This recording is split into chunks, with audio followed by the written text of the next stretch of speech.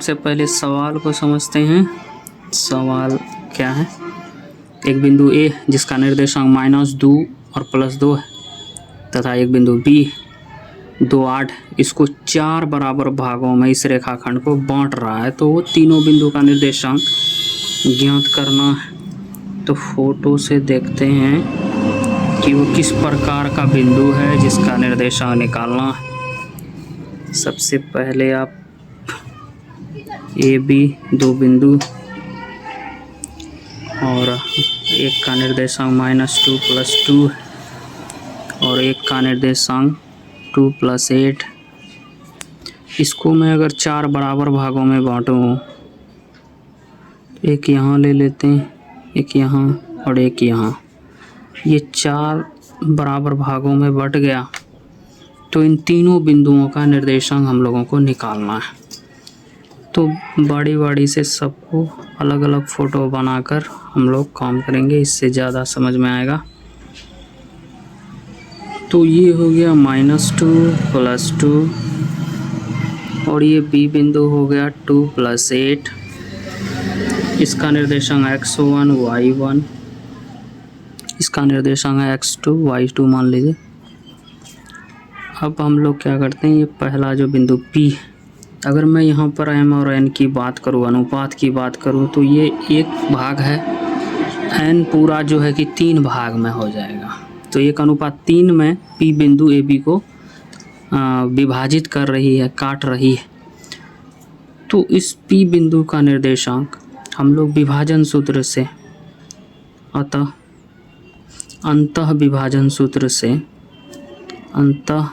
विभाजन सूत्र से जो है कि P बिंदु का जो निर्देशांक होगा mx2 + nx1 / m + n, my2 + ny1 / m + n। चलिए आराम से मान को रखते हैं।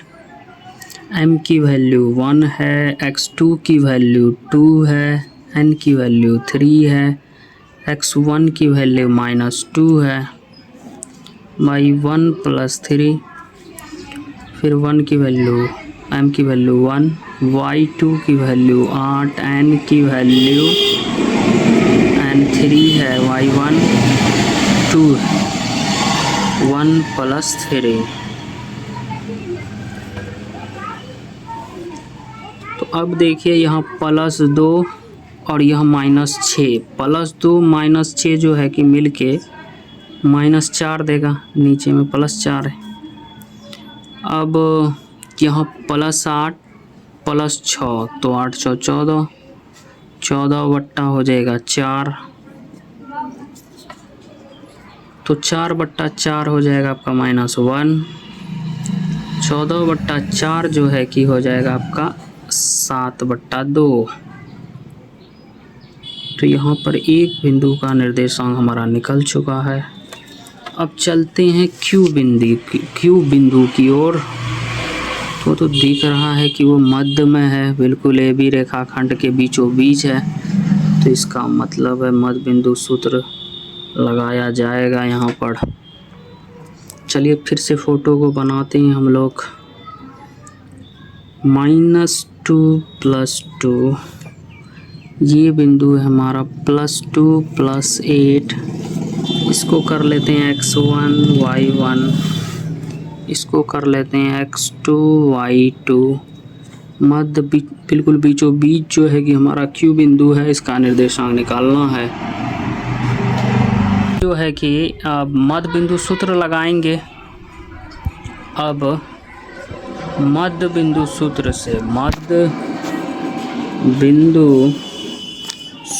से जो है कि Q बिंदु का निर्देशांक निकालेंगे। इसका फार्मूला होता है x1 + x2/2, y1 + y2/2। चलिए x1 की वैल्यू यहाँ पे देख लेते हैं हम लोग। x1 की वैल्यू जो है कि -2 है, x2 की वैल्यू +2 है, 2 एक उधर है। -2 + 2/2 2 + 8/2।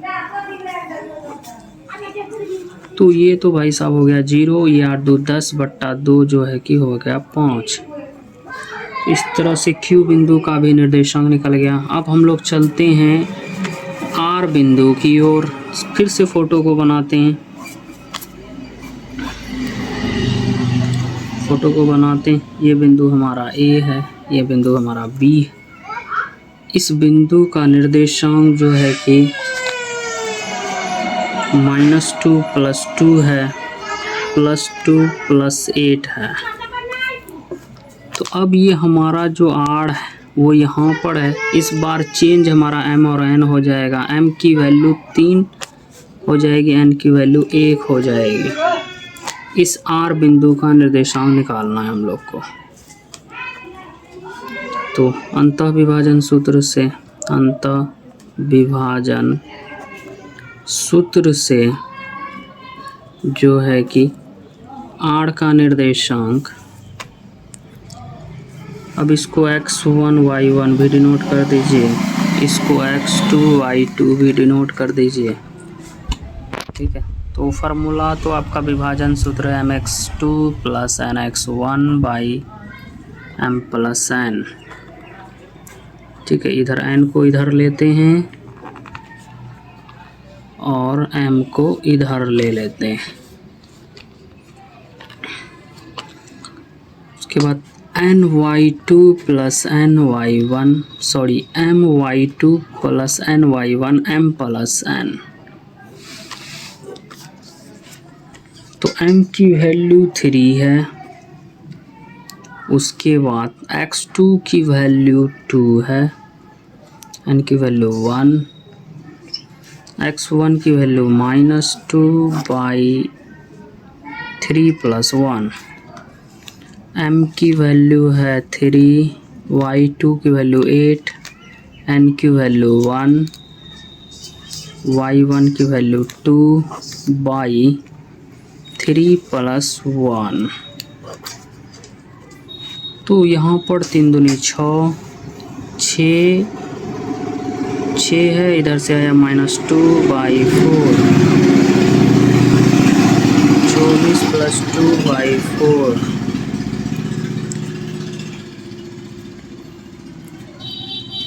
तो इधर हो गया आपका 4/4, 26/4। ये तो एक बार में चला जाएगा, ये 2 13 बार में जाएगा।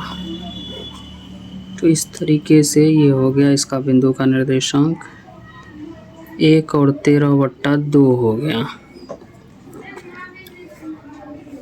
तो इस तरीके से जो है कि समत्रिभाग या 4 भागों में बांटने पर आराम से हम लोग विभाजन सूत्र निकाल के बीच के बिंदुओं का निर्देशांक निकाला जाता है।